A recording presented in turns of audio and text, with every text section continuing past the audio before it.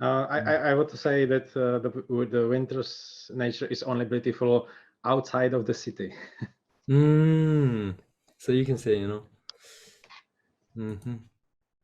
도시 바깥만 아름다워요. 바깥 is outside. Should I not place the location particle somewhere? Here,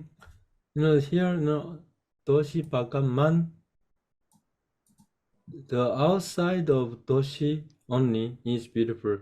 So man is subjective ending. Man can be subjective ending.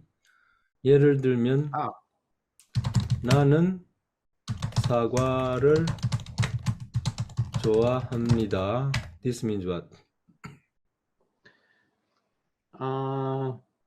I like an apple.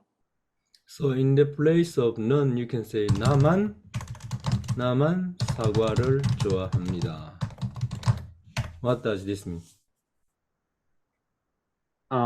Only I likes an apple. So when you have man there, you cannot have 는. 나는만. Don't say 나는만. 나만 사과를 좋아. Man can be also used as subjective ending and objective ending. For example, 나만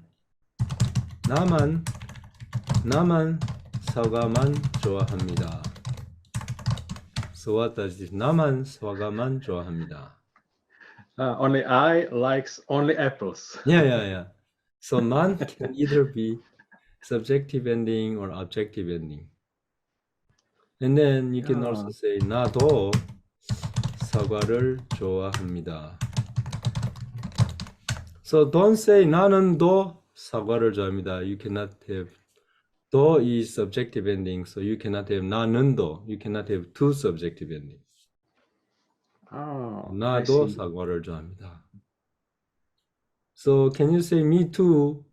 사과 also like. Me too. 사과 too. So okay. 저는 저도 사과도 좋아해요. 저도 사과도 좋아해요. Yeah. You can put both two on both of course, places. yes. This is perfect.